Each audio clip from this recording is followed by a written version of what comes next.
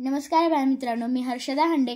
आज मी आपल्या समोर माँसाहेब जिजाऊ यांच्याबद्दल माझे मनोगत व्यक्त करणार आहे, जिने गर्भावस्थेतच आपल्या बाळाला स्वराज्याचे बाळकडू पाजलं आणि महाराष्ट्राला गुणवंत, शीलवंत, पुण्यवंत, नीतिवंत, प्रजाहितदर्श, एक श्रीमान योगी, एक आदर्श राजा मिळवून दिला। अशा राष्ट्रमाता जिजाऊंना माझा मानाचा मुजरा। शिवाजीसारख्या तेजस्वी रत्नाला जन्म देऊन जिची कूस धन्य झाली, त्या मायमाऊलीचा जन्म 12 जानेवारी 1598 रोजी बुलढाणा जिल्ह्यातील सिंदखेड येथे झाला। वडिलांचे नाव लखुजीराव आणि आईचे नाव म्हाळसाबाई होते। लहानपणापासून समजदार, स्वाभिमानी, धाडसी व स्वातंत्र्यप्रेमी असणाऱ्या जिजाऊंचा विवाह शहाजीराजे भोसले यांच्याशी झाला। वर्षानुवर्षाच्या गुलामगिरीतून रयतेची सुटका करावी असे जिजाऊंना मनोमने वाटायचे। गरीब जनतेवर होत असलेला अन्याय, अत्याचार पाहून जिजाबाईचा जीव कासावीस व्हायचा।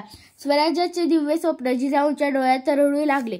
स्वाभिमानी आणि स्वातंत्र्यप्रिय असणाऱ्या जिजाऊंनी शिवबाच्या नसानसात स्वराज्याची उर्मी भरली। शिवबा भोसल्यांचे पूर्वज श्रीरामचंद्राने दुष्ट रावणाला मारले आणि प्रजेला सुखी केले। जाधवांचा पूर्वज श्रीकृष्ण त्याने दुष्ट कंसाला ठार केले आणि प्रजेला सुखी केले। श्रीराम आणि श्रीकृष्ण यांच्या वंशात तुझा जन्म झाला आहे, तरी तू सुद्धा दुष्टांचा संहार करू शकशील। आईच्या उपदेशाने शिवरायांना हुरूप आला।